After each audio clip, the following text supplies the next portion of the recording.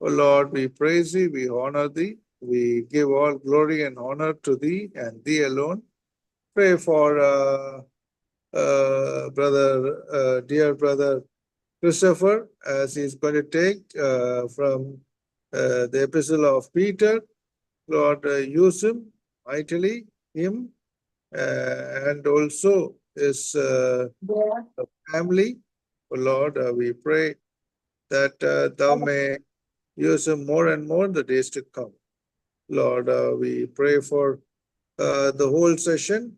May the Spirit of God speak to us, the listeners, the audience, the participants, so that thy name may be glorified through us. Once again, we give all glory and honor to thee. We offer this prayer, the most blessed and holy name of our Lord and Savior, Jesus Christ. Amen.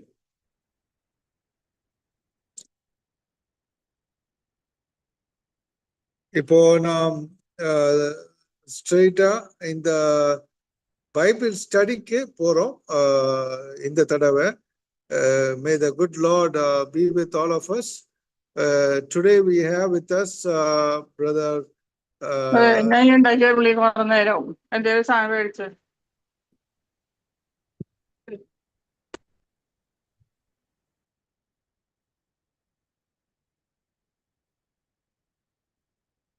we have with us brother Christopher from Pattivaranpatti. He will be taking from the epistle of Peter, First Peter.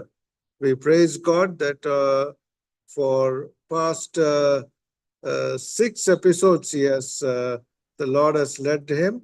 We give all glory and honor to the living God.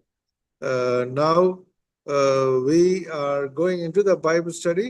May the good Lord be with all of us.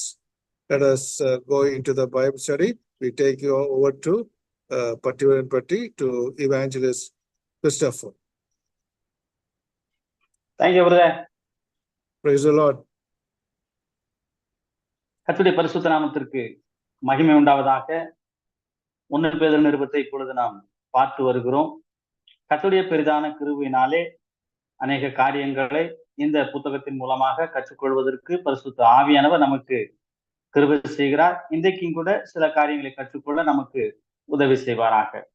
கடந்த நாட்களில் நாம் பார்க்கும் பொழுது 3ஆம் அதிகாரம் அதனுடைய 14 வசனங்கள் வரையிலுமாக நாம் பார்த்திருக்கிறோம். அந்த 14ஆம் வசனத்திலே பார்க்கும் பொழுது, நீதி நிமித்தமாக நீங்கள் பாடுபட்டால் பாக்கியவான்களாய் இருப்பீர்கள், அவருடைய பயமுறுத்துதலுக்கு நீங்கள் பயப்படாமலும் கலங்காமலும் இருங்கள் என்று நாம் பார்த்தோம். நீதி நிமித்தமாக நாம் பாடுபடும் பொழுது நாம் பாக்கியவான்களாக இருக்கிறோம் என்று பரிசுத்த ஆவியானவர் நமக்கு சொல்லுகிறார். இந்த உலகத்திலே பாடுகள் பல விதங்களிலே வருகிறது. ஆனால் அந்த பாடுகள் நீதி நிமித்தமாக இருக்கும் என்று சொன்னால் நாம் பாக்கியவான்கள்.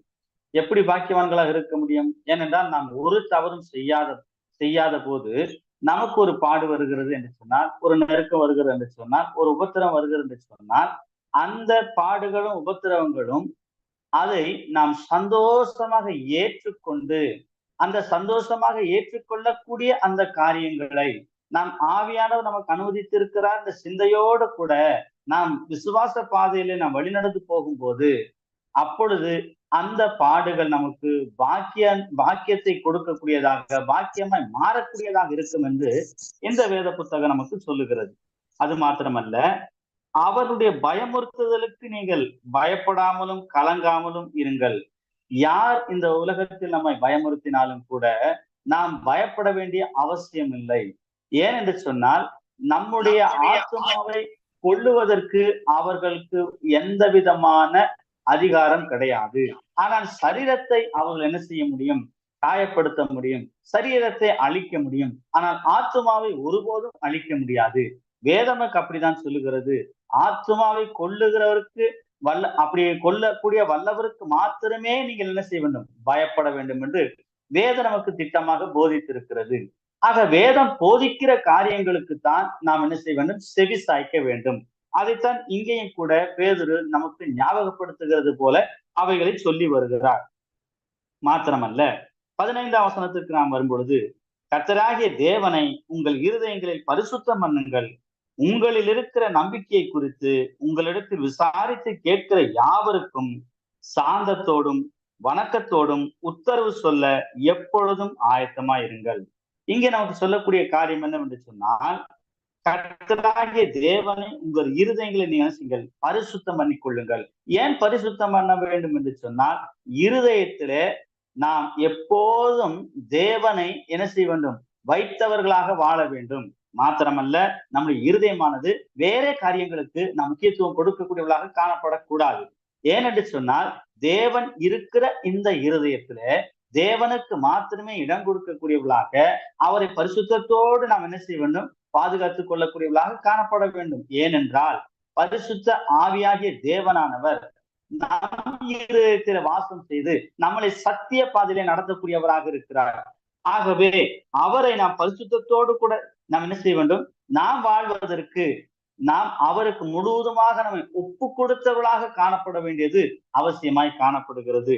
அது மாத்திரமல்ல, அதே வசனம் சொல்லுகிறது, உங்களில் இருக்கிற நம்பிக்கையை குறித்து யாராவது உங்களிடத்தில் விசாரித்து கேட்டால் உங்கள் நம்பிக்கை என்ன? ஏனென்றால் இங்கே சொல்லப்படுகிற அத்தனை சம்பவங்களும் தூரத்துல இருக்கிற அல்லது வேற தேசத்துல இருக்கிற விசுவாசிகளுக்கு எழுதப்பட்ட ஒரு நிருபமாக இது காணப்படுகிறது.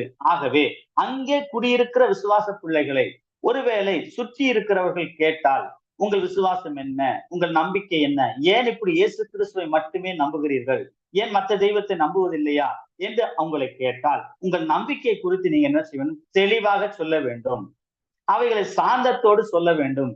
ஏனென்றால் இயேசு கிறிஸ்து அவர் தேவனாக இருக்கிறார். அவர் வானத்தையும் பூமியும் சமுத்திரம் சகலத்தையும் படைத்தவர். அவர் மனிதனை உருவாக்கினவர். அதையெல்லாம் நாம் சொல்ல வேண்டும். அவர் ஒருவரே இரட்சகராக இருக்கிறார். அவர் ஒருவர் தான் மீட்பராக இருக்கிறார். அவர் மட்டுமே பரலோக ராஜ்யத்திலே சேர்க்கக்கூடியவராக இருக்கிறார். நித்திய வாழ்க்கையை தரக்கூடியவராக இருக்கிறார் என்று சொல்லி நாம் அவரிடத்தில் என்ன செய்ய வேண்டும்? மிகவும் சாந்தத்தோடு கூட அமைதலோடு கூட நம்முடைய நம்பிக்கையை நாம் அவர்களுக்கு புரியும்படியாக சொல்ல வேண்டும். அவர்கள் விசுவாசிக்கும்படியாக சொல்ல வேண்டும். நாம் சொல்லும் போதே அவர்கள் கேட்பதற்கு ஆயத்தமாக மாத்திரமல்ல, அவைகளை அவர்கள் விசுவாசிப்பதற்கும் ஏதுவானதாக இருக்க வேண்டும்.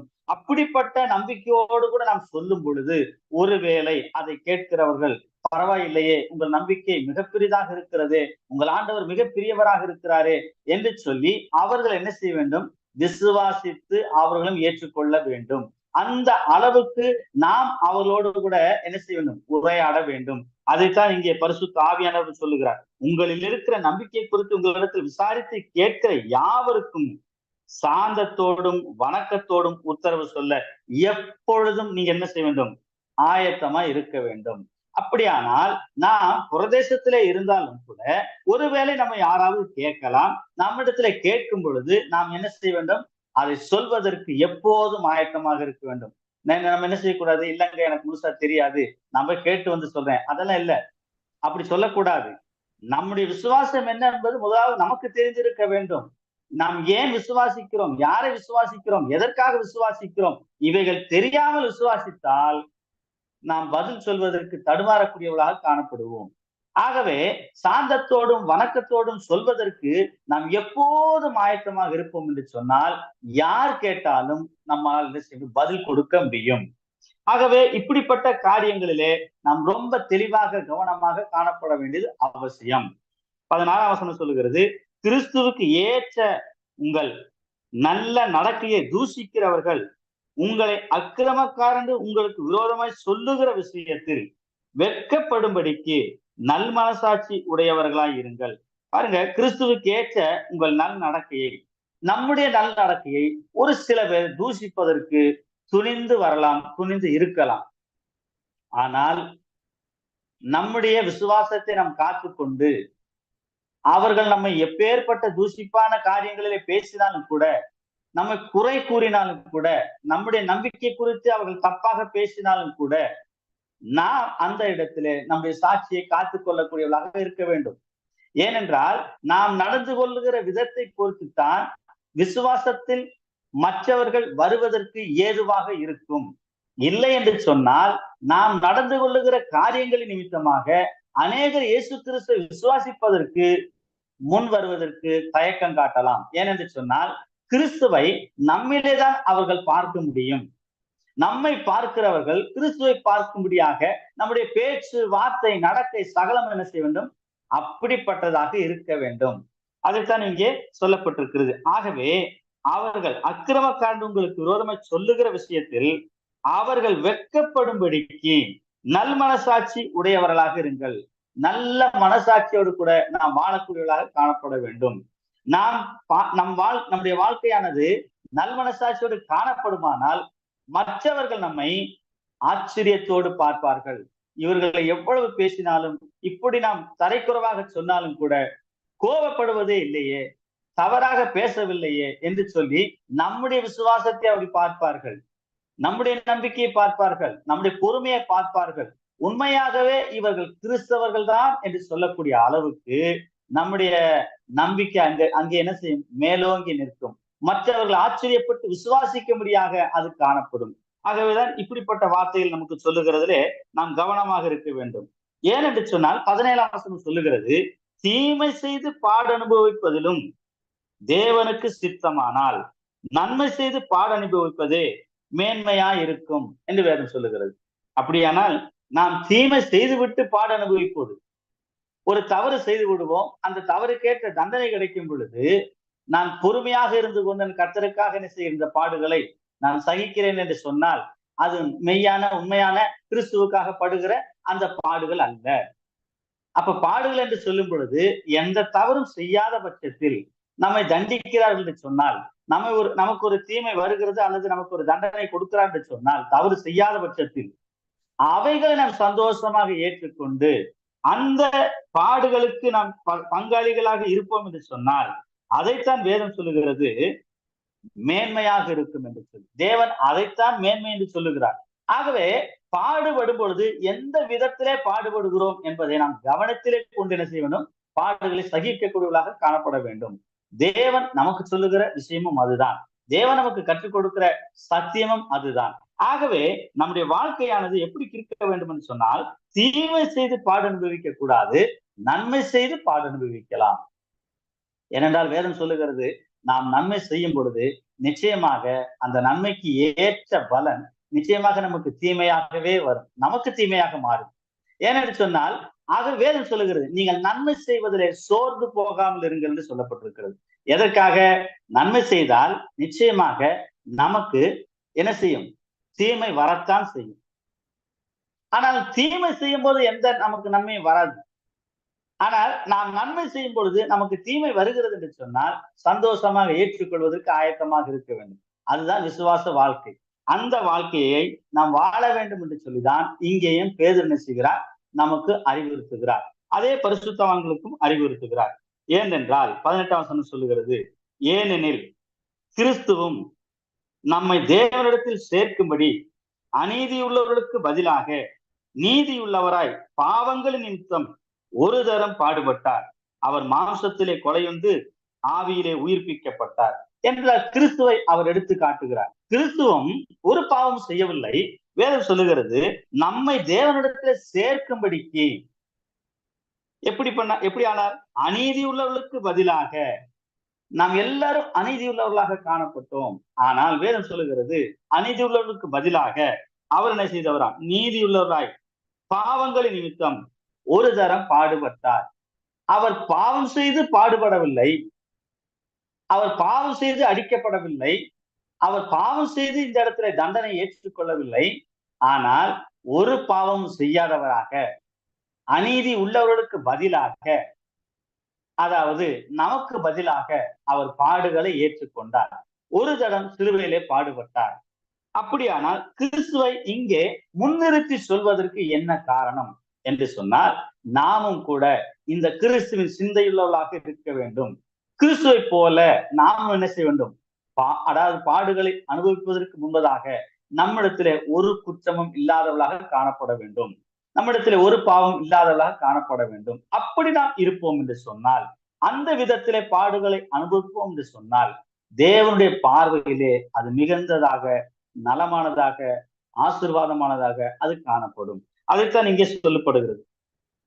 அது மாத்திரமல்ல, அவர் ஒரு தரம் பாடுபட்டது மாத்திரமல்ல, மாம்சத்திலே கொலையுண்டு ஆவியிலே உயிர்ப்பிக்கப்பட்டார். ஆகவே உயிர்ப்பிக்கப்பட்ட கிறிஸ்துவை விசுவாசிக்கிற நாமும் கூட அதே சிந்தையோடு கூட இந்த உலகத்திலே வாழும்போது நம்முடைய வாழ்க்கையானது நிச்சயமாக தேவனுடைய பார்வையிலே மேன்மையானதாக அது காணப்படும். அதற்காகத்தான் நாம் அழைக்கப்பட்டிருக்கிறோம். அதற்காகத்தான் தேவன் நம்மை பிரித்தெடுத்திருக்கிறார். இவைகளை நாம் என்ன செய்ய வேண்டும்? மறந்து போய்விடக் கூடாது. ஆகவே அதற்கேற்ற விசுவாச வாழ்க்கை வாழ்வதற்கு தேவன் நமக்கு உதவி செய்ய வேண்டும் என்று சொல்லி நாமும் கூட தேவனிடத்திலே நாம் ஜெபித்து அந்த வாழ்க்கை அனுபவத்தோடு கூட என்ன செய்ய வேண்டும்? அவைகளை நாம் ஏற்றுக்கொள்ளக்கூடியவர்களாக காணப்பட வேண்டும். அதற்கு பிற்பாடு 19 வசனத்திலே பார்க்கிறோம், அந்த ஆவியிலே அவர் போய் காவலில் உள்ள ஆவிகளுக்கு பிரசங்கித்தார். இங்கே நான் பார்க்கிற இந்த வார்த்தையானது சிலுவையிலே அவர் மரித்த போது காவலிலே இருக்கிறதான ஆவிகளுக்கு, அதாவது அந்த நாட்களிலே மரித்து போயிருந்த அத்தனை ஆவிகளுக்கும் இவர் என்ன செய்கிறார் என்று சொன்னார், ஆவியிலே போய் காவலில் உள்ள ஆவிகளுக்கு பிரசங்கம் செய்து அவர்களை ரட்சிப்புக்குள்ளாக கொண்டு வந்து அவர்களை என்ன செய்தார்? தேவனுடைய பிள்ளைகளாக மாற்றினார். ஏனென்றால் அதற்கு முன்பதாக அவர்களுக்கு சுவிசேஷம் என்ன செய்யவில்லை? சொல்லப்படவில்லை. ஆகவே கிறிஸ்து மரித்து உயிர்த்தெழுந்த பிற்பாடு சுவிசேஷம் என்பது எல்லா ஜனங்களுக்கும் சொல்லப்பட வேண்டியதா இருந்தது. ஆகவே காவலில் ஏற்கனவே மரித்து அவர்கள் காவல் பண்ணப்பட்ட ஆவிகளாக இருந்தாலும் கூட அவர்களுக்கும் ரட்சிப்பு அவசியம் என்பதை அறிந்த ஆண்டவர் அவர்களை காவலிலே போய் சுவிசேஷத்தை அவர்களுக்கு சொல்லி அவர்களை கிறிஸ்துவுக்குள்ளாக மாற்றக்கூடியவராக தேவன் காணப்பட்டார். ஏனென்று சொன்னால் வேதம் சொல்லுகிறது 20ஆம் வசனத்திலே, அந்த ஆவிகள் பூர்வத்திலே நோவா பேழையை ஆயத்தம் பண்ணும் நாட்களிலே தேவன் நீடிய பொறுமையோட காத்திருந்த போது கீழ்ப்படியாமல் போனவைகள் அந்த பேழையிலே சிலராகிய 8 பேர் மாத்திரம் பிரவேசித்து ஜலத்தினாலே காக்கப்பட்டார்கள். இதைத்தான் அன்றைக்கு சுவிசேஷமாக சொல்லப்பட்டது. என்ன சொல்லப்பட்டது? நீங்கள் அழிவுக்கு முன்பதாக, அதாவது மழை வந்து அழிவை ஏற்படுத்த போகிறது, அந்த அழிவுக்கு முன்பதாக நீங்கள் இந்த பேழைக்குள்ளே வந்துருங்கள் என்று சொல்லி அவர்களுக்கு சொல்லப்பட்டது. ஆனால் அவைகளை கேட்காமல் ஏற்றுக்கொள்ளாமல் அதற்கு பிற்பாடு அவர்கள் அழிந்து போனதை நான் பார்க்க முடியும். ஆனால் அந்த ஆவிகளுக்கும் சுவிசேஷம் அவசியம் என்பதை பரிசுத்த ஆவியானவர் அறிந்திருந்தார். நம்முடைய தேவன் அவைகளை குறித்து கருத்துள்ளவராக இருந்தார். ஏனால் ஒரு மனுஷன் கூட கெட்டு போவதை தேவன் விரும்புவதில்லை. அப்படியானால் இவர்களுக்கு சுவிசேஷத்தை சொல்லும்படியாக, இவர்களை ரட்சிப்புக்குள் கொண்டு வரும்படியாக தேவன் அவர்களுக்கு காவலிலே இருக்கிற பொழுது அவர்களுக்காக போய் அந்த 3 நாட்களிலே அவர்களுக்கு என்ன செய்கிறார்? தேவனை வெளிப்படுத்தி அவர்களை கிறிஸ்து இயேசுவுக்குள்ளாக கொண்டு வருகிறதை நாம் பார்க்க முடியும்.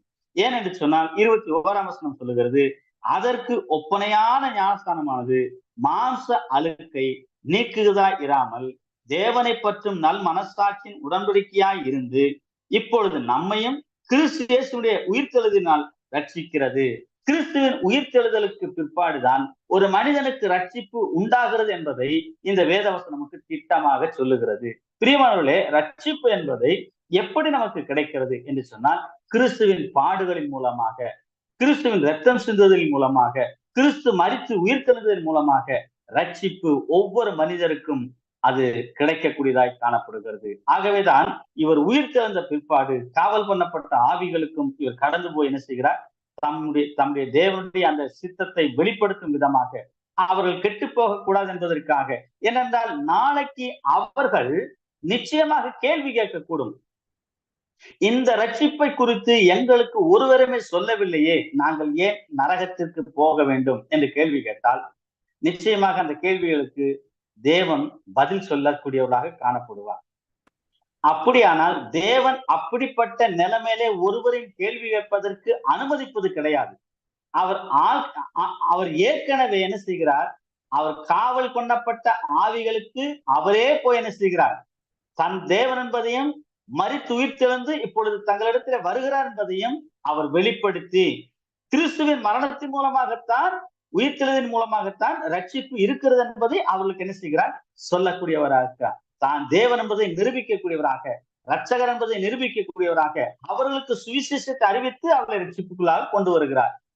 ஆகவே இனி எந்த ஆவிகளும் கிறிஸ்துவனிடத்திலே வந்து எங்களுக்கு தெரியாது, எங்களுக்கு யாரும் சொல்லவில்லை, நாங்கள் எப்படி ரட்சிக்கப்பட முடியும், அது எங்கள் தவறு இல்லையே, அது சொல்லாமல் போனது உம்முடைய தவறு தானே என்று சொன்னாலும் இனி என்ன செய்ய முடியாது, அவர்களால் ஒன்றும் செய்ய முடியாது. ஆனால் கிறிஸ்து அந்த காரணத்தை மனதிலே வைத்தவராக சிந்தித்தவர். சர்வ ஞானியாக இருக்கிறார் நம்முடைய தேவன், சர்வ வல்லவராக இருக்கிறார் நம்முடைய தேவன். ஆகவே ஒரு மனிதனும் அவரை கை நீட்டி என்ன செய்யக்கூடாது, குற்றம் சொல்லக்கூடாது. குற்றம் சொல்லக்கூடாதபடிக்கு இங்கே சிறந்த ஞானமுள்ளவராக அவர் செயல்பட்டு அந்த ஆவிகளையும் ரட்சிக்கக்கூடியவராக தேவன் இருக்கிறார். ஏனென்றால் அவர் ரட்சகர் என்பதற்கு இதுவே மிகுந்த ஒரு உதாரணமாக காணப்படுகிறது. ஆகவே அதற்கு பிற்பாடு நாம் பார்க்கிறோம் 22வது வசனம், அவர் பரலோகத்துக்கு போய் தேவனுடைய வலது பார்சத்திலே இருக்கிறார், தேவதூதர்களும் அதிகாரங்களும் வல்லமைகளும் அவருக்கு கீழ்பட்டு இருக்கிறது. அவர் உயிர் தெழுந்து பரலோகத்திற்கு ஏறி போய் தேவனுடைய வலது பார்சத்திலே இருக்கிறார். வலது பார்சம் என்பது என்ன? அதிகாரமுடையவராக இருக்கிறார் என்று அர்த்தம். வலது பார்சம் என்று சொன்னாலே அதிகாரமுடையவர் என்று அர்த்தம். ஆகவே இவர் சகல அதிகாரம் இருக்கிறார் என்பதை, சகல அதிகாரம் இவருக்கு இருக்கிறது என்பதை இந்த வசனம் சொல்லுகிறது. தேவதூதர்களும் அதிகாரங்களும் வல்லமைகளும் அவருக்கு கீழ்பட்டு இருக்கிறது. எவ்வளவு உண்மையான ஒரு வார்த்தையாக காணப்படுகிறது பாருங்கள். ஆகவே இந்த அதிகாரத்தை உடையவராக, வலது பார்சத்திலே வீற்றிருக்கக்கூடியவராக நம்முடைய தேவன், சர்வத்தின் வல்லமையுள்ள சர்வ ஞானியாய் இருக்கிற தேவன், ரட்சிப்பை சகல ஜனங்களுக்கும் கொடுக்கக்கூடியவராக அவர் காணப்படுகிறார்.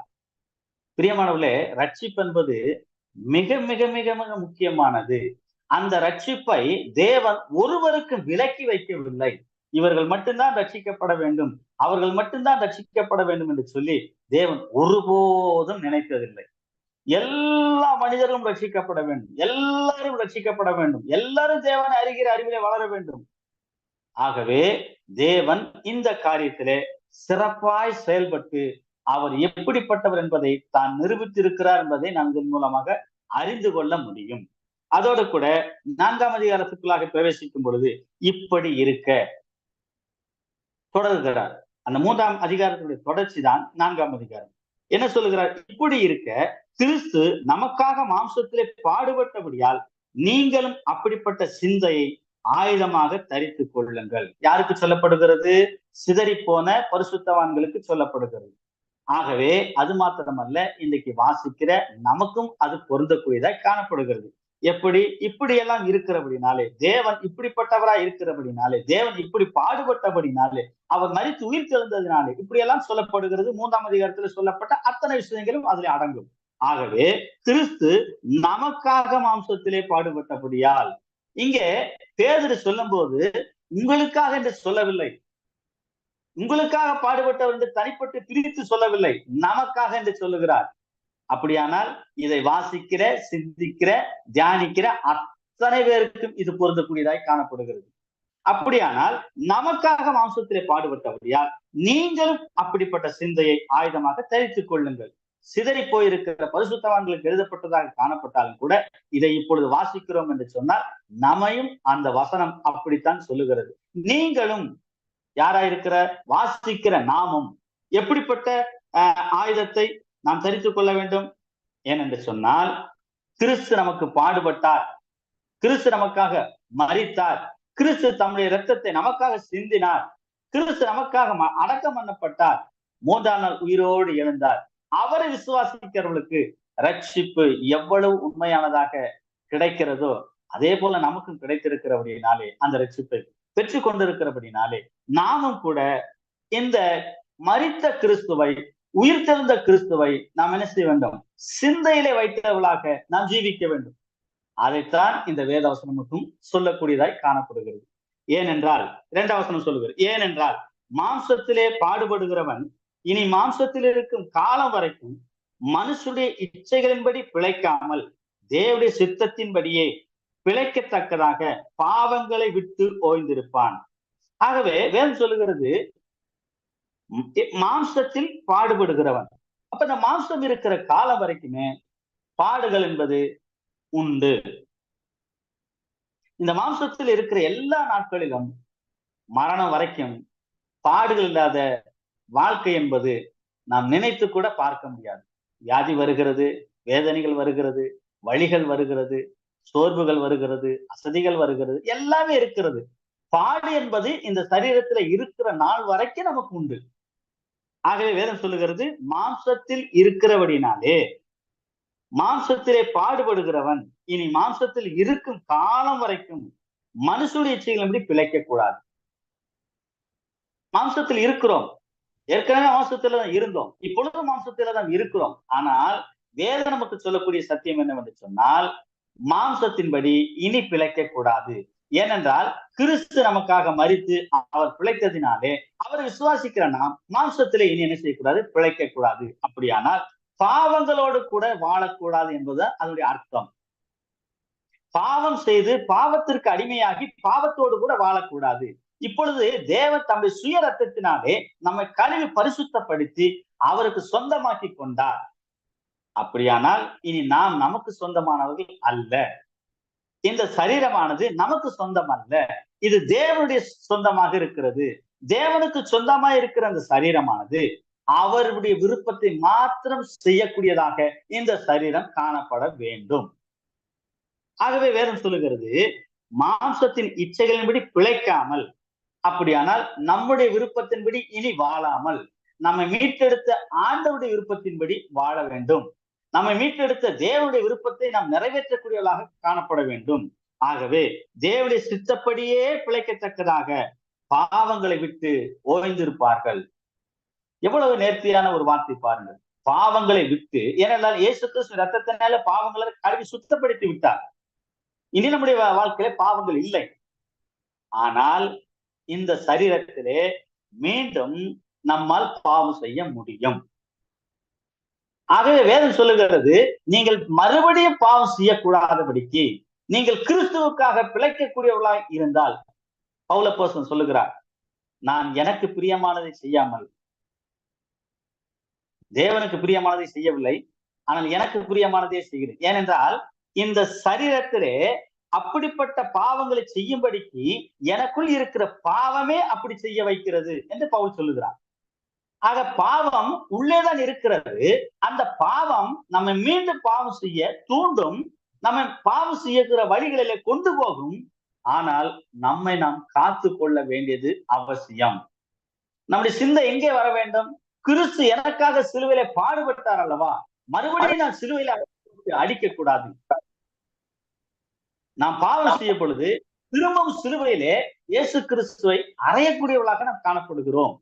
ஆகவே மறுபடியும் சிலுவையில் இயேசுவை அறைகிறவர்களாக அல்ல, பாவம் செய்யாதவர்களாக, பாவத்தை விட்டு விலகி போகக்கூடியவர்களாக. வேதத்தில் எத்தனையோ பேர் இருக்கிறார்கள் பாவத்தை விட்டு விலகி போனவர்கள். பாவம் செய்யும்படிக்கு அவருக்கு சந்தர்ப்பம் கிடைத்தும் அவர்கள் அதை செய்யாதபடிக்கு விலகி ஓடினதாக வேதம் சொல்லுகிறது. வேதம் நமக்கு அதைத்தான் சொல்லுகிறது. நாமும் கூட பாவத்தை விட்டு ஓடி அதை விட்டு விலகி கிறிஸ்துவுக்காக வைராக்கியமாய் வாழக்கூடியவர்களாக நாம் இனி காணப்பட வேண்டும். அப்படிப்பட்ட வாழ்க்கைக்காக தேவன் நம்மை பிரித்தெடுத்தார், அழைத்திருக்கிறார். ஆகவே வேதம் சொல்லுகிறது, தேவனுடைய சித்தத்தின்படியே பிழைக்கத்தக்கதாக பாவங்களை விட்டு ஓய்ந்திருப்பான். அப்படி என்றால் இதுவரைக்கும் பாவம் செய்தனா கிறிஸ்து நம்மை மீட்டெடுத்த பிற்பாடு அவருக்காக வாழ்வதற்கு நாம் ஒப்பு கொடுக்கப்பட்டிருக்கிறோம். ஆகவே இனி நம்முடைய விருப்பத்தை மூட்டை கட்டி விட வேண்டும். நம்முடைய விருப்பங்களை நாம் என்ன செய்ய வேண்டும்? அந்த இடத்திலே குழி தோண்டி புதைத்து விட வேண்டும். இன்றைக்கு அந்த வாழ்க்கைக்காகத்தான் கிறிஸ்து நம்மை பிரித்தெடுத்திருக்கிறார், அவருக்காக வாழும்படி.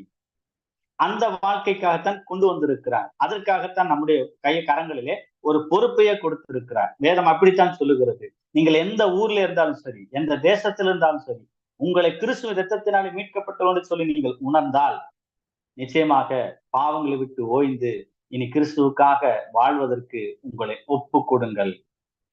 அது மாத்திரமல்ல, 3வது வசனம் சொல்லுகிறது, சென்ற வாழ்நாள் காலத்திலே நாம் புறஜாதிகளுடைய இஷ்டத்தின்படி நடந்து கொண்டது போதும். அப்பொழுது நாம் காம விகாரத்தையும் துர் இச்சைகளையும் நடப்பித்து மதுபானம் பண்ணி களியாட்டு செய்து வெறி கொண்டு அருவருப்பான விக்கிரக ஆராதனை செய்து வந்தோம். எவ்வளவு தெளிவாக பேதுரு சொல்லுகிறார் பாருங்க. கடந்த நாட்களிலே, சென்ற நாட்களிலே நாம் என்ன செய்தோம்? புறஜாதியார் வாழ்ந்தது போல நாம் வாழ்ந்தோம். அப்படியானால் சிதறிப்போன யூத கிறிஸ்தவர்களுக்கு எழுதப்பட்ட நிருபமாக இது காணப்படுகிறது. ஆகவே அவர் சொல்லுகிறார், புறஜாதிகளைப் போலவே நாம் வாழ்ந்தோம். புறஜாதிகள் என்ன செய்தார்கள்? காம விகாரத்தையும் துர் இச்சைகளையும் நடப்பிக்கக்கூடியவர்களாக, மதுபானம் பண்ணக்கூடியவர்களாக, இச்சைகளை நடப்பிக்கக்கூடியவர்களாக, அது மாத்திரமல்ல களியாட்டு செய்யக்கூடியவர்களாக, சுகபோகமாய் வாழக்கூடியவர்களாக, வெறி கொண்டு அருவருப்பான விக்கிரக ஆராதனை செய்யக்கூடியவர்களாக புறஜாதிகள் காணப்பட்டார்கள். ஒருவேளை நாமும் அப்படிப்பட்ட நிலைமையிலே வாழ்ந்தோம். எப்பொழுது? ரட்சிக்கப்படுவதற்கு முன்பு, ரட்சிப்பை பெறுவதற்கு முன்பு, கிறிஸ்துவின் விலையேறப்பட்ட ரத்தம் நம்மை கழுவி சுத்திகரிப்பதற்கு முன்பு நாம் அப்படி காணப்பட்டோம். ஆனால் இப்பொழுது நாம் புறஜாதிகள் வாழ்ந்தது போல வாழ முடியாது, வாழக்கூடாது. ஏனென்றால் கிறிஸ்து இரத்தத்தின் மூலமாக நம்மை விலை கொடுத்து வாங்கி இருக்கிறார். இனி நாம் அவருக்கு அடிமைகளா இருக்கிறோம். ஆகவே நம்முடைய எஜமானா இருக்கிற கிறிஸ்து என்ன சொல்லுகிறாரோ அதன்படி மட்டுமே நாம் வாழ வேண்டும். வேதம் எப்படி சொல்லுகிறது? ஒரு மனிதன் அடிமையா இருக்கிறான்னு சொன்னால் அவன் அடிமையா இருக்கிற காலம் வரைக்குமே தன் எஜமானுக்கு கீழ்ப்படிந்து நடக்க வேண்டும். இவனுடைய சுதந்திரமான சுயாதீனமான சிந்தனையிலே எதையும் செய்யக்கூடாது, எதையும் அவன் விரும்பவும் கூடாது.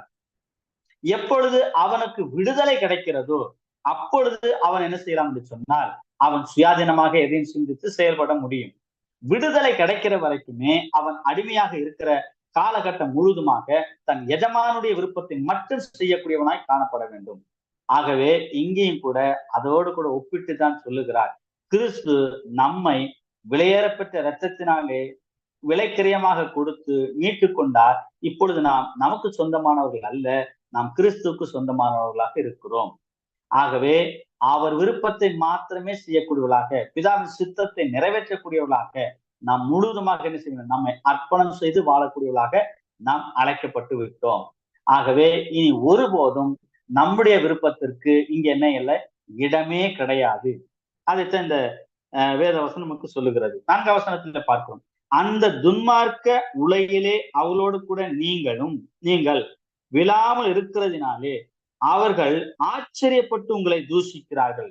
எதற்காக புறஜாதிகள் மற்றவர்கள் நம்மை தூஷிக்கிறார்கள் என்று சொன்னால், நாம் புறஜாதிகளைப் போல பேசுவது இல்லை. அதாவது ரட்சிக்கப்படாதவர்கள் எப்படி பேசுவார்களோ அப்படி நாம் பேசுவது இல்லை. நம்முடைய பேச்சு வார்த்தை சகலம் எப்படி இருக்கிறது? வித்தியாசமாக இருக்கிறது. அவர்கள் சர்வசாதாரணமாக பேசுவது போல, சர்வசாதாரணமாக அவர்கள் சண்டை போடுவது போல, சர்வசாதாரணமாக அவர் ஜீவிப்பது போல, திருடுவது போல, ஏமாற்றுவது போல நாம் செய்வது இல்லை. அதை பார்க்கும் பொழுது அவர்களுக்கு கோபம் வருகிறது. அதை பார்க்கும் பொழுது அவருக்கு ஆச்சரியமா இருக்கிறது. ஆகவே நம்மை பொறாமைப்படுகிறார்கள், நம்ம மீது கோபப்படுகிறார்கள், நம்மை தூஷிக்கிறார்கள், நம்மை காயப்படுத்துகிறார்கள், நமக்கு விரோதமாய் செயல்படக்கூடியவர்களாகவும் அவர்கள் காணப்படுகிறார். பேதுரு இதைத்தான் அவர்களுக்கு சொல்லுகிறார். ஆகவே நம்முடைய வாழ்க்கையானது வித்தியாசமா இருக்கிற பட்சத்தில் மற்றவர்கள் அதை பார்த்தால் நிச்சயமாக நம்மீது அவர்களுக்கு கோபம் வருமே ஒழிய அன்பு வரவே வராது. அப்படிப்பட்ட இந்த உலகத்திலே வாழ்ந்து கொண்டிருக்கிறோம். ஆகவேதான் சொல்லப்படுகிறது, துன்மார்க்க உலகிலே அவளோடு கூட நீங்கள் விழாமல் இருக்கிறதினால். அப்படியானால் ஒருவேளை அவர்கள் வாழக்கூடிய போலியான வாழ்க்கை அல்லது அவர்கள் வாழக்கூடியதான கொல்லாத வாழ்க்கை நாம் வாழாத பட்சத்தில், நாம் அதிலே சிக்காத பட்சத்தில் நம்மீது அவர்களுக்கு ஏன் இதை அவர்கள் செய்யாமல் இருக்கிறார்கள் சொல்லி நிச்சயமாக நம்மீது என்ன செய்யும்? பொறாமையும் கோபமும் அதிகமாக வருவதற்கு காரணமாக காணப்படுகிறது. ஆகவே அப்படிப்பட்ட இந்த உலகத்தில் நம்மை காத்துக் கொள்வதற்கு எவ்வளவு சிரத்தை எடுக்க வேண்டியதாக இருக்கிறது, நம்முடைய விசுவாசத்தை காத்துக் கொள்வதற்கு நாம் எவ்வளவு போராட வேண்டியதா இருக்கிறது என்பதை நாம் உணர்ந்து என்ன செய்ய வேண்டும்? விசுவாசத்தின் வழிகளிலே கடந்து போக வேண்டும். அடுத்த வசனம் சொல்கிறது, 5 வசனம், உயிரோடு இருக்கிறவர்களுக்கும் மரித்தோர்களுக்கும் நியாய தீர்ப்பு கொடுக்க ஆயத்தமாய் இருக்கிறவர்களுக்கு அவர்கள் கணக்கு ஒப்புவிப்பார்கள். ஏனென்று சொன்னால், உயிரோடு இருக்கிறவர்களுக்கும் மரித்தோர்களுக்கும் நியாய தீர்ப்பு கொடுக்க ஆயத்தமாய் இருக்கிறவர்களுக்கு அவர்கள் கணக்கு ஒப்புவிக்க வேண்டும். அவர்கள் ஒரு நாள் நிச்சயமாக கணக்கு கொடுக்கக்கூடியவர்களாக காணப்படுகிறார்கள். நாமும் நிச்சயமாக தேவ சமூகத்திலே தேவனுக்கு கணக்கு கொடுக்கக்கூடியவர்களாக நாம் இருக்கிறோம். ஆகவே இவைகளை உணர்வது நம்முடைய கடமை. அவர்கள் கணக்கு எப்படிப்பட்டதாக இருக்கும் என்று நமக்கு தெரியாது. அவர்கள் சொல்லக்கூடிய கணக்கும் கொடுக்கக்கூடிய கணக்கும் மோசமானதாக இருக்குமானால் அதற்குரிய கூலி, அதற்குரிய தண்டனை அவர்கள் பெறுவார்கள். அதே போல நம்முடைய வாழ்க்கையும் இருக்குமானால் நிச்சயமாக நம்மும் அதிலிருந்து தப்ப முடியாது. ஆகவே நாமும் கூட தேவனுக்கு கணக்கு கொடுக்கக்கூடியவர்களாக இருக்கிறோம் என்கிற பயத்தோடும் நடுக்கத்தோடும் ஜீவனம் பண்ணி தேவ வாழ்க்கை என்ன செய்யும், தேவன் கொடுத்திருக்கிற மெய்யான வாழ்வை நாம் நம்மை பாதுகாத்துக் கொள்ளக்கூடியவர்களாக, அந்த வாழ்வை இழந்து போகாதபடிக்கு கிறிஸ்துவுக்காக வாழக்கூடியவர்களாக நாம் கவனமாக செயல்பட வேண்டியது அவசியம். அதைத்தான் பேதுரு இவர்களுக்கு மீண்டும் மீண்டும் வலியுறுத்தி சொல்லிக் கொண்டு வருகிறார். அப்படியானால் தேவனுடைய பார்வையிலே நாம் விலையேற பெற்றவர்களாய் காணப்பட்டாலும் கூட நமக்கு ஒரு மிகப்பெரிதான பொறுப்பு இருக்கிறது.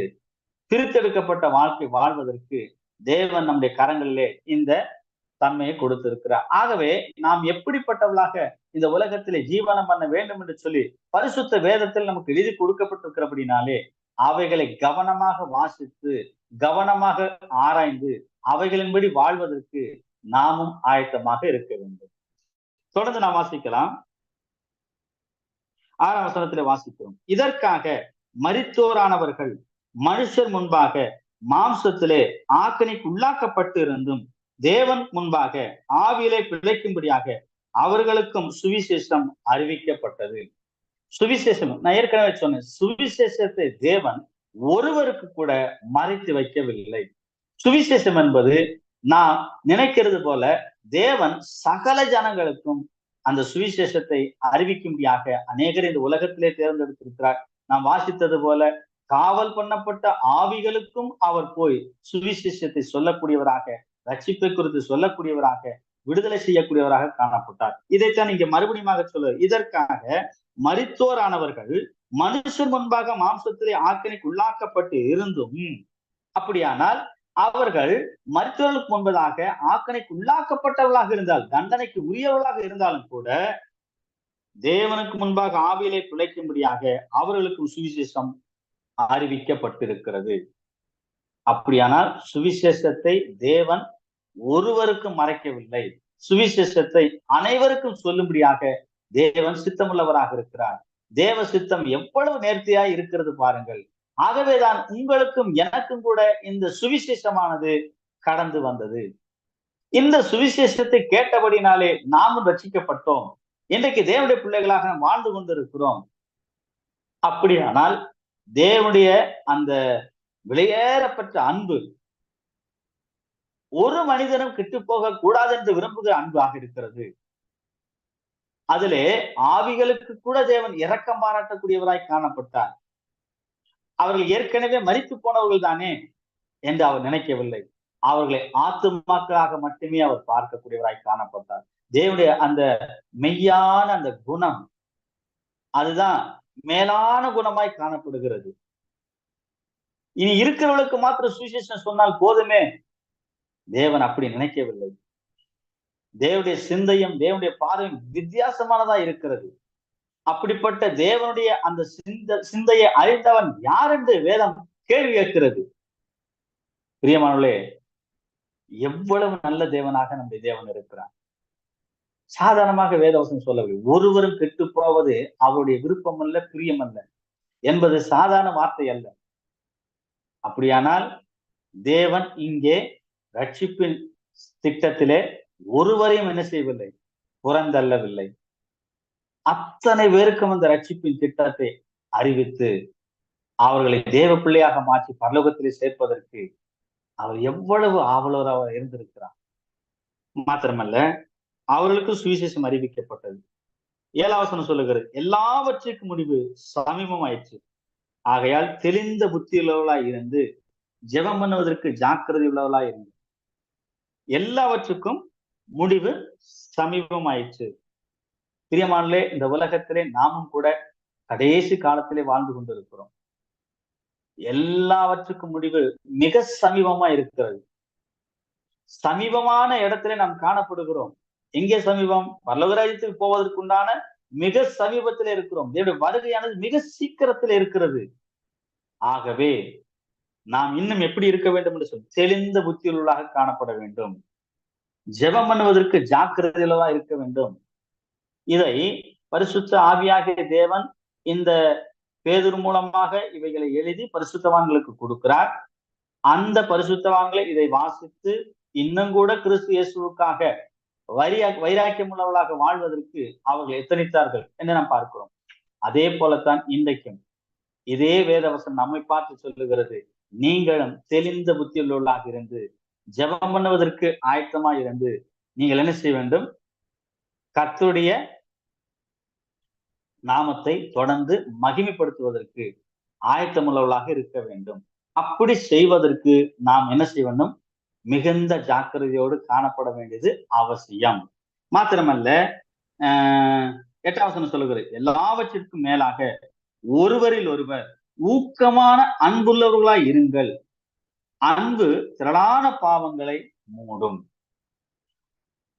எல்லாவற்றுக்கும் மேலாக உலகத்துல எதெல்லாம் இருக்கிறதோ, என்னெல்லாம் இருக்கிறதோ, எதையெல்லாம் நாம் பெரிதாக மேன்மையாக கருதுகிறோமோ, வேதம் சொல்லுகிறது எல்லாவற்றுக்கும் மேலாக ஒருவரில் ஒருவர் ஊக்கமான அன்புள்ளவர்களாக இருங்கள். இன்னைக்கு ஒருவர் மேலே ஒருவர் அன்பு காட்டுவதற்கு என்ன செய்கிறது? மனமில்லாத ஒரு நிலைமை காணப்படுகிறது. வேதம் சொல்லுகிறது அப்படிப்பட்டவர்களாக நாம் இருக்கக்கூடாது. ஆனால் எல்லாவற்றுக்கும் மேலாக ஒருவர் மேல் ஒருவர் ஊக்கமான அன்பை வெளிப்படுத்தக்கூடியவர்களாக, அன்பை காட்டக்கூடியவர்களாக, அன்பு உள்ளவர்களாக நாம் காணப்பட வேண்டியது அவசியம். ஏனென்றால் வேதம் சொல்லுகிறது அன்பு திரளான பாவங்களை மூடும். இன்றைக்கு பாவத்தை மூடுகிற, திரளான பாவங்களை நம்மை விட்டு அகற்றி போடுகிற இந்த அன்பினாலே தான் ஒருவரை ஒருவர் பார்க்க முடிகிறது. ஏனென்று சொன்னால் நமக்கு விரோதமாக செயல்பட்ட எத்தனையோ நபர்களை நாம் முகம் கொடுத்து பார்க்க வேண்டியவர்களாய் காணப்படுகிறோம். ஆனால் அவர்கள் செய்த அந்த பாவங்களை மாத்திரமே நாம் பார்த்தால் நிச்சயமாக நம்முடைய விசுவாசம் என்ன செய்யும்? கெட்டு போவதற்கு வாய்ப்பு இருக்கு. நம்முடைய விசுவாசம் இங்கே பாதிக்கப்படுவதற்கு வாய்ப்பு இருக்கிறது. ஆகவேதான் வேதம் சொல்லுகிறது அன்பு திரளான பாவங்களை மூடக்கூடியதா இருக்கிறபடினாலே நாம் இந்த அன்புக்குள்ளாக என்ன செய்ய வேண்டும்? நம்முடைய வாழ்க்கையிலே நமக்கு விரோதமாய் செய்த அத்தனை பாவங்களையும் அவர்களுக்கு நாம் என்ன செய்கிறோம்? மனப்பூர்வமாக மன்னிக்கக்கூடியவர்களாய் காணப்படுகிறோம். ஏனென்று சொன்னால் பாவம் செய்தவர்கள் அதற்கேற்ற கூலியை அவர்கள் பெறுவார்கள்.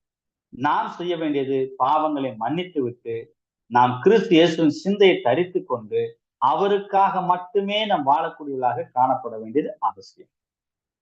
அதைத்தான் வேதம் நமக்கு போதிக்கிறது. ஆகவே அப்படிப்பட்ட சிந்தையோடு கூட வாழ்வதற்கு தேவன் நமக்கு மிகப்பெரிதான என்ன செய்ய வேண்டும்? கிருபையை தர வேண்டும். அவைகளை நாம் ஜெபத்திலே தேவனிடத்திலே கேட்டு பெற்றுக்கொண்டு அப்படிப்பட்ட மன்னிக்கிற சிந்தையோடு கூட நாம் வாழ்வதற்கு கர்த்தர் நமக்கு கிருபை செய்வாராக. அது மாத்திரமல்ல, 9ஆம் வசனம் சொல்லுவது, முறுமுறுப்பில்லாமல் ஒருவரை ஒருவர் உபசரியுங்கள். முறுமுறுப்பு என்பது ஒருவர் நம்மை தேடி வருவார் என்று சொன்னால் நாம் அவரை அன்பின் முகத்தோடு இன்முகத்தோடு என்ன செய்ய வேண்டும் என்று சொன்னால் உபசரிக்க வேண்டும். முறுமுறுப்போடு அவளுக்கு நாம் எதை செய்த, ஒரு டம்ளர் தண்ணீர் கொடுத்தாலும் கூட அந்த பலன் நமக்கு கிடைக்காது. இரண்டாவதாக, நாம் அப்படி செய்வதற்கு அவர்களுடைய சுபாவமோ அவர் நமக்கு செய்த தீமையோ நமக்கு முன்னாடி அது மட்டுமே தெரியும். ஆனால் வேதம் சொல்லுகிறது இருக்கலாம். ஆனால் வேதம் சொல்லுகிறது முறுமுறுப்பு இல்லாமல் என்ன செய்ய வேண்டுமா? ஒருவரை ஒருவர் உபசரிப்பதற்கு ஆயத்தமாய் இருக்க வேண்டும். கிறிஸ்துவின் சிந்தை உங்களுக்குள்ள இருக்குமானால் உங்களை தேடி வரக்கூடியவர்கள் உங்களுக்கு பிடித்தவர்களோ பிடிக்காதவர்களோ அல்லது அவர்கள் உங்களுக்கு தீமை செய்தவர்களாக இருந்தாலும் கூட உங்கள் வீடு தேடி வந்தால் நீங்கள் உபசரிக்க வேண்டியது உங்கள் கடமை. வேதம் சொல்லுகிறது நாம் அறியாமல் கூட தேவ தூதரை கூட என்ன செய்ய முடியும்? உபசரிக்க முடியும். ஆபிரகாம் அங்கே நாம் பார்க்கிறோம், மிகுந்த ஒரு தாகத்தோடு கூட என்ன செய்கிறார்? அந்த அவர் வீட்டு வழியாய் போன 3 புருஷரை அழைத்து அவர்களை உபசரித்தார் என்று நாம் பார்க்கிறோம். ஆனால் ஆபிரகாமுக்கு தெரியாது அவர்கள் தேவதூதர் என்று சொல்லி. அவர்களின் மிகப்பெரியதான ஆசீர்வாதத்தை கொடுப்பார் என்று சொல்லி ஆபிரகாமுக்கு தெரியாது. ஆகவே நம்மை தேடி வருகிறவர்களை நாம் அந்த நோக்கத்தோடு நமக்கு தீமை செய்தவர்கள் என்று சொல்லி, நமக்கு விரோதமாய் செயல்பட்டவர்கள் என்று சொல்லி பார்க்காதபடிக்கு நாம் செய்ய வேண்டிய கடமை நிச்சயமாக இன்முகத்தோடு உபசரித்து விட்டு தேவ சமூகத்துல என்ன செய்யணும்? அவருக்கு நன்றி சொன்னால் போதும். அப்படி செய்யும் பட்சத்துல நிச்சயமாக தேவன் சாபத்தையும் ஆசீர்வாதமாக மாற்றுகிற வல்லமை உள்ளவராக இருக்கிறார். ஆகவே இதைத்தான் வேதம் நமக்கு சொல்லுகிறது. முறுமுறுப்பில்லாமல் ஒருவருக்கு ஒருவர் என்ன செய்யுங்கள்? உபசரியுங்கள் என்று சொல்லப்பட்டது. அது மாத்திரமா 10ஆம் வசனம் சொல்லுது, அவனவன் பெற்ற வரத்தின்படியே நீங்கள் தேவனுடைய பற்பல கிருபையுள்ள ஈவுகளை பகிர்ந்து கொடுக்கும் நல்ல உக்கரானக்காரனை போல ஒருவருக்கு ஒருவர் உதவி செய்யுங்கள். உங்களுக்கு தேவன் என்ன வரத்தை கொடுத்திருக்கிறார்? உதவி செய்யக்கூடிய வரம். சபைகளிலே, வீடுகளிலே உங்களுக்கு வந்து தேவன் தனிப்பட்ட நிலைமையிலே வரங்களை கொடுத்திருக்கிறார். ஒவ்வொருவருக்கும் கொடுத்திருக்கிறார். உதவி செய்யக்கூடிய வரத்தை கொடுத்திருக்கிறார், உபசரிக்கிற வரத்தை கொடுத்திருக்கிறார், அன்பு காட்டுகிற வரத்தை கொடுத்திருக்கிறார், போதிக்கிற வரத்தை கொடுத்திருக்கிறார். நிறைய வரங்களை தேவன் கொடுத்திருக்கிறார். ஆகவே தேவன் கொடுத்திருக்க வரத்தின்படி நாம் என்ன செய்ய வேண்டும்? தேவனுடைய பற்புள்ள கிருபையில ஈவுகளை பகிர்ந்து கொடுக்கும் நல்ல உக்கரானக்காரனை போல ஒருவருக்கு ஒருவர் உதவி செய்யணும். நமக்கு ஒரு உக்கரானக்காரன் இருக்கிறார் என்று நம்ம சிந்தித்து என்ன செய்யணும்? செயல்பட வேண்டும். நாம் மிகுந்த பொறுப்புள்ளவர் என்பதை நாம் உணர்ந்து கொள்ள வேண்டும். ஆகவே வேதம் நமக்கு என்ன சொல்லுகிறது என்று சொன்னால், தேவன் நமக்கு வரங்களை நிச்சயமாக கொடுத்திருக்கிறார். அந்த வரங்களை போக்கடிக்க கூடாது, வீணடிக்க கூடாது. ஆகவே அவைகளை செயல்படுத்தி தேவநாமத்தை மகிமைப்படுத்த நாம் என்ன செய்ய வேண்டும்?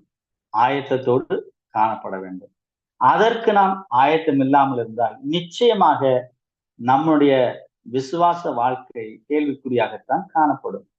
தேவன் நம்மை பார்க்கும் பொழுது நாம் தேவ சமூகத்திலே, தேவனுடைய பார்வையிலே நாம் வெளியேறப்பட்டவர்களாய் காணப்படும் அவருடைய பிள்ளைகள்ங்கிறதை நம்ம நிரூபிக்க வேண்டும்.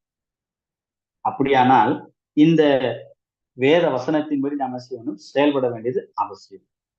11ஆம் வசனம் சொல்லுகிறது, ஒருவன் போதித்தால் தேவனுடைய வாக்கியங்களின்படி போதிக்க கடவன், ஒருவன் உதவி செய்தால் தேவன் தந்தள்ளும் பலத்தின்படி செய்ய கடவன், எல்லாவற்றிலையும் இயேசு கிறிஸ்து மூலமாய் தேவன் மகிமைப்படும்படியே செய்வீர்களாக. அவருக்கே மகிமையும் வல்லமையும் சதா காலங்களிலும் உண்டாயிருப்பதாக. ஆமீன். ஒருவன் போதித்தால் தேவனுடைய வாக்கியங்களில் போதிக்க கடவன். வேத வாக்கியத்திலே தேவன் நமக்கு எழுதி கொடுத்திருக்கிறார். எப்படி எழுதி கொடுத்திருக்கிறாரோ அதை அப்படியே போதிக்க வேண்டும். அதை திரித்து, அதை மெருகூற்றி, அதற்கு நிறைய விஷயங்களை சேர்த்து, அதை வேறு காரியங்களை அதோடு இணைத்து நாம் சொல்லக்கூடாது. உள்ளதை உள்ளதாக அப்படியே போதிக்க வேண்டும். அதைத்தான் இங்கே வேதம் சொல்வது. ஒருத்தன் போதித்தால் தேவன் கொடுத்த வேத வாக்கியங்களின்படிதான் போதிக்க வேண்டும். சொந்த கருத்துக்களை நாம் போதிப்பதற்கு நாம் நிச்சயமாக என்ன செய்யக்கூடாது? முன் வரக்கூடாது. நமக்கு தெரிந்த அநேக காரியங்களை சொல்வதற்கு நாம் முன் வரக்கூடாது. வசனம் என்ன சொல்லி இருக்கிறதோ அதை அப்படியே போதிக்க வேண்டும். இப்பொழுது நாம் எப்படி சிந்திக்கிறோமோ இதே போல வேதத்தை போதிப்பதற்கு ஆயத்தமாக, தயாராக நாம் எப்பொழுதும் காணப்பட வேண்டும்.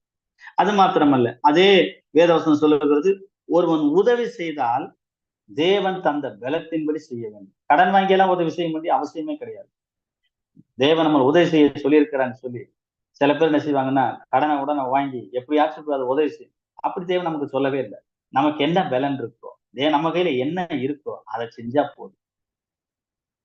200 ரூபாய் இருக்க, ஒருத்தர் 100 ரூபாய் கேட்டா தாராளமா கொடுங்க, பிரச்சனை இல்லை. ஒரு 500 ரூபாய் கேட்டா 200 ரூபாய் இருக்கு, ஒரு 300 ரூபாய் கடனை வாங்கி கொடுக்கணும்னு வேதம் எங்கேயுமே நமக்கு போதிக்கல. நமக்கு என்ன தேவன் போதித்து இருக்கிறாரோ அதை மாத்திரமே செய்தால் போதுமா. உதவி செய்வது நம்முடைய கடமை, உதவி செய்வது நம்மேல் விழுந்த அந்த காரியம். ஆனால் அதை இப்படித்தான் கடன் வாங்கி செய்ய வேண்டும் என்று சொல்லி நாம் ஒருபோதும் சிந்திக்க கூடாது. அப்படியானால் என்ன செய்ய வேண்டும்? தேவன் நமக்கு எந்த அளவுக்கு பலன் கொடுத்திருக்கிறாரோ, நம்முடைய கரங்களிலே என்ன இருக்கிறதோ அதை செய்தால் போதும். சுவிசேஷ புஸ்தகங்களிலே கூட இயேசு கிறிஸ்து சொல்லும்போது சொன்னார், உனக்கு 2 அங்கி இருக்குமானா ஒன்றை இன்னொருவனுக்கு நீ கொடுக்கலாம். 2 இருந்தா ஒண்ணு கொடுக்கலாம். 1 இருந்தா அப்படிங்கிற வார்த்தை அங்க வரல. 2 இருந்தா ஒண்ணு கொடு. 1 நீ யூஸ் பண்ணிக்கோ. வேதம் அப்படித்தான் நமக்கு போதிக்கிறது.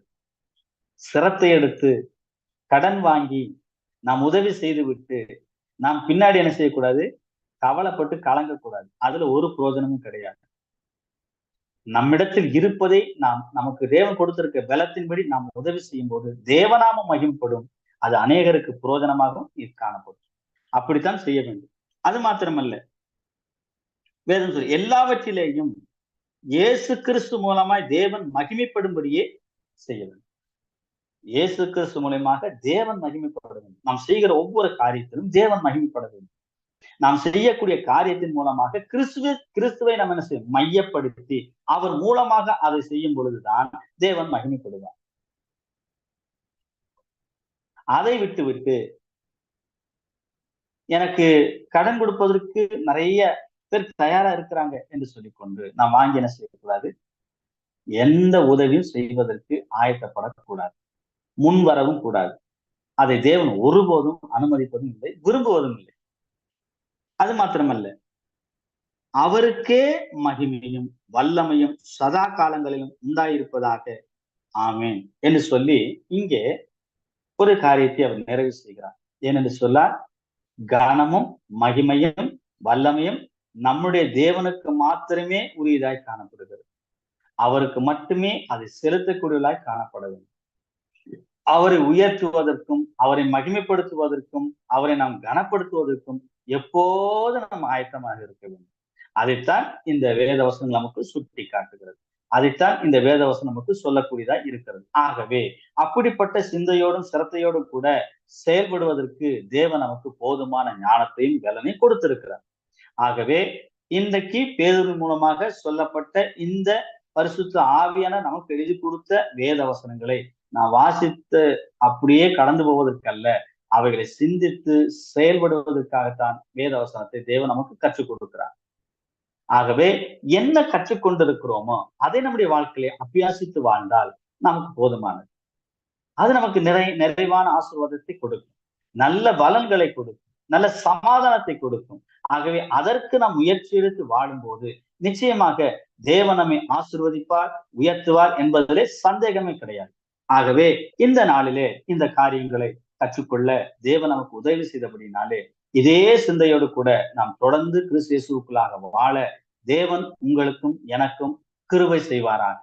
கர்த்தருடைய இந்த பெரிதான காரியங்களை கற்றுக்கொண்டவர்களாக மாத்திரமல்ல, நாம் தொடர்ந்து இப்படிப்பட்ட விசுவாசத்திலே வளர்ந்து அநேகருக்கு பிரயோஜனப்பட தேவநாமத்தை மகிமைப்படுத்த தேவன் நமக்கு கிருபை செய்வாராக என்று சொல்லி இந்த காரியத்தை இதோடு கூட நிறைவு செய்கிறேன். கர்த்தருக்கு சித்தமானால் தொடர்ந்து நாம் அடுத்த வாரத்திலே இந்த காரியங்களை குறித்து ஆலோசிப்பதற்கு படிப்பதற்கு தேவன் நமக்கு உதவி செய்வாராக.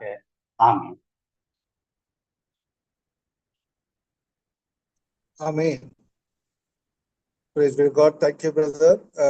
We give all glory and honor to the living God for being with us and sharing the word of God. தேவனோட வார்த்தையை நீங்கள் பகிர்ந்து கொண்டதற்காக we give glory to God. Now we also thank all the dear ones for having joined the meeting. May the blessed Lord be with each one of us. Now we are going to close the meeting. We praise God for what God is doing through this few classes from First Peter. We thank once again our dear brother Christopher from Pattivaranpatti. Brother, thank you. May the good Lord be with you. Now we are closing the meeting. I request Brother Arumugam to close the meeting with a word of prayer. Over to Brother Arumugam. கிருபை இருக்கும் சர்வவல்லமையுள்ள தேவனே, ஸ்தோத்தரிக்கிறோம். உமக்கு நன்றி செலுத்துகிறோம் ஆண்டவரே. இந்த நாளில் கூட ஆண்டவரே, இந்த மாலை வேளையில ஆண்டவரே, ஆண்டவரே தகப்பனை கத்தாவே உடைய சத்தியத்தை அறிந்து கொள்வதற்கு இப்படிப்பட்ட தருணத்தை நீர் ஏற்படுத்தி கொடுத்திருக்கீங்க. அதற்காக நன்றி செலுத்துகிறோம். காரணமான அருமையான பிள்ளைகளை உடைய கருத்துல ஒப்பு கொடுக்கிறோம். ஸ்தோத்தரிக்கிறோம், நன்றி செலுத்துகிறோம் ஆண்டவரே. தகப்பனை இந்த நாளில் கூட நாங்கள் கேட்ட சத்தியத்துக்காக மட்டும் நன்றி செலுத்துகிறோம். சகோதரர்களுக்கு ஆண்டவரில் வெளிப்பட்டு அநேக நற்காரியங்களை கற்றுக்கொள்வதற்கு நீங்க உதவி செய்து அதற்காக நன்றி செலுத்துகிறோம். சுவிசேஷம் யாருக்கு சொல்லப்பட வேண்டும் என்பதை குறித்து ஆண்டவரே நாங்கள் பார்த்தோம். ஆண்டவரே எல்லாருக்கும் சொல்லப்பட வேண்டும். மரிக்கும் தருவாயில் இருக்கிறவர்களுக்கும், மரித்த நிலைமையில இருக்கிறவர்களுக்கும், தகப்பனை மரணத்துக்கு ஆயத்தமா இருக்கிறவர்களுக்கும், தண்டனைக்கு ஆயத்தமா இருக்கிறவர்களுக்கும், அவர்களுக்கெல்லாம் தண்டனையிலிருந்து தப்பித்துக் கொள்வதற்கு ஒருவனும் கெட்டு போவது உமக்கு சித்தம் அல்ல. எல்லாரும் சத்தியத்தை அறிகிற அறிவை அடைவோம். தேவன் சித்தம் உள்ளவராக இருக்கிறார் என்று வேதத்துல வாசிக்கிறோம். தகப்பனை கட்ட அந்த வார்த்தையின்படி ஆண்டவரே சுவிசேஷம் எல்லாருக்கும் அறிவிக்கப்பட வேண்டுமே. தகப்பனை நாங்கள் கேட்கிறதோடு விட்டுவிடாதபடிக்கு ஆண்டவரே, நாங்கள் எங்களுடைய வாழ்க்கையில் அதை செய்வதற்கு எங்கள் ஒவ்வொருவரையும் ஒப்பு கொடுக்கிறோம். ஆண்டவரே, நாங்கள் ஆண்டவரே சமயம் கிடைத்தாலும் கிடைக்காவிட்டாலும் எப்படியாவது சுவிசேஷத்தை அறிவிப்பதற்கு ஆண்டவரே எங்களை ஒப்பு கொடுத்து நாங்கள் செபிக்கிறோம். எங்கள் ஒவ்வொருவரையும் அப்படியாக எடுத்து பயன்படுத்தினார்கள். தகப்பனை அன்பு திரளான பாவங்களை மூடும் கிறிஸ்துவின் அன்பை ஆண்டவரே, தகப்பனை கிறிஸ்துவின் அன்பு அவருடைய சரீரத்தை எங்களுக்கு ஒப்பு கொடுத்தது ஆண்டவர். நாங்களும் ஆண்டவரே உங்களுடைய அன்பை பிரதிபலிக்கிறவர்களாக ஆண்டவரே மற்றவர்களுக்கு ஆண்டவரே எங்களை ஒப்பு கொடுக்கிறவர்களாக எங்களை ஒப்பு கொடுத்து நாங்கள் தகப்பனை கர்த்தாவே அன்றே அன்பு திரளான பாவங்களை மூடும் என்று நாங்கள் பார்த்தோம். தகப்பனை கர்த்தாவே நாங்கள் ஆண்டவரே அன்பை பிரதிபலிக்கிறவர்களாக, கிறிஸ்துவின் அன்பை பிரதிபலிக்கிறவர்களாக, தகப்பனை ஒருவர் முறுப்புறுப்பு இல்லாமல் உபசரிங்கள் என்று நாங்கள் பார்த்தோம். ஆண்டவர் உபசரிக்கிறவர்களாக, உதவி செய்கிறவர்களாக தகப்பனை எங்களை ஒப்பு கொடுக்கிறோம். ஆண்டவரே கர்த்தருடைய வசனத்தின்படி அன்றைய நாங்கள் அன்றைய போதிக்கிறதை நாங்கள் கேட்கிறோம். அதன்படி நடப்பதற்கு எங்களுக்கு உதவி செய்யும். தகப்பனை கர்த்தாவே ஆண்டவரே உம்முடைய நாம மகிமைக்காக ஆண்டவரே உம்முடைய வல்லமை வெளிப்படத்தக்கதாக நாங்கள் இருக்கிற இடங்களில் ஆண்டவரே தகப்பனை நாங்கள் கேட்கிற சத்தியத்தின்படி ஆண்டவர் ஜீவிக்கிறவர்களாக எங்களை ஒப்பு கொடுத்து நாங்கள் சிந்திக்கிறோம். ஒவ்வொருவரையும் எடுத்து பயன்படுத்தினாங்க. சகோதரை இன்னுமாய் பயன்படுத்தினாங்க. தகப்பனை கர்த்தாவே ஜான்சன் பிரதரையும் அன்றைய சந்தோஷ் ஜான்சன் பிரதரையும் ஊழியங்களையும் உடைய கப்பலை கொடுத்து நாங்கள் செபிக்கிறோம். குடும்பங்களையும் உடைய கப்பலை கொடுத்து நாங்கள் செபிக்கிறோம். ஆண்டவரை ஆசீர்வதிங்க.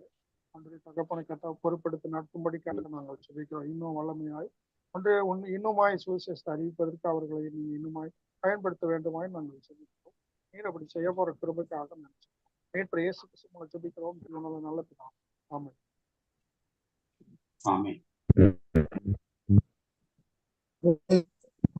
Thank you, all of you. Thank you, Brother Christopher, once again. Give glory to God. Thank you, brother.